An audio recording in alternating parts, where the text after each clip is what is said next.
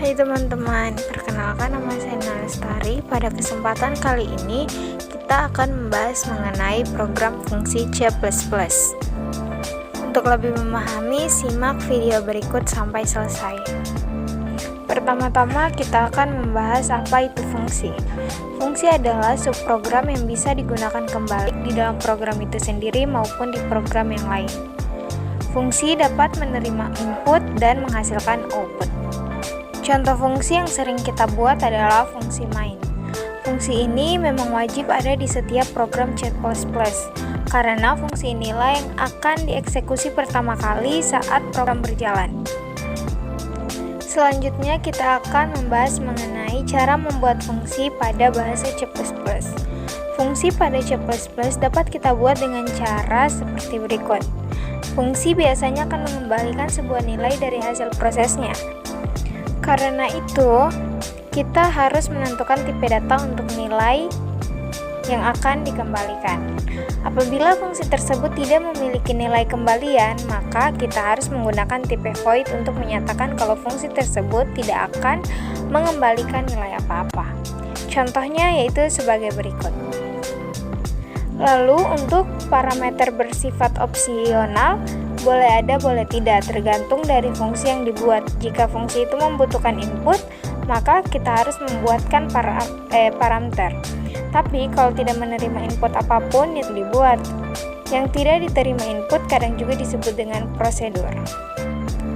Lalu contohnya itu sebagai berikut. Lalu hasilnya sebagai berikut. Selanjutnya kita masuk ke deklarasi dan definisi fungsi. Pada contoh di atas, kita membuat fungsi dengan cara mendefinisikan langsung fungsinya. Nah, kita juga bisa membuatnya dengan deklarasi. Contohnya itu sebagai berikut. Apa perbedaannya dengan yang tadi? Jika kita membuat fungsi secara definisi, kita harus membuat fungsinya di atas fungsi main.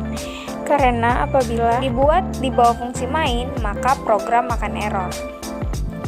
Soalnya program C++ dieksekusi dari atas ke bawah, tapi berkat deklarasi masalah ini bisa teratasi. Selanjutnya kita ke fungsi rekursif pada C++.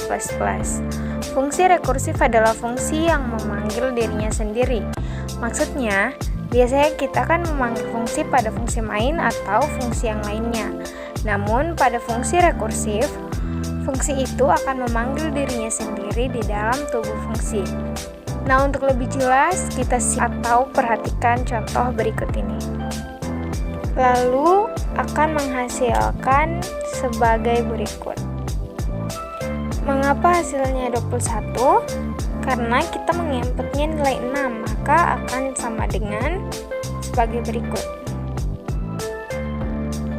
Nah, adapun kesimpulan dari program fungsi C++ tadi yaitu, saat kita membuat program yang besar dan kompleks, kita harus menggunakan fungsi, biar kode program yang kita tulis tidak berantakan dan mudah dibaca. Selanjutnya, cobalah membuat program lebih banyak lagi dengan di C++. Sekian dari pembahasan video kali ini, terima kasih.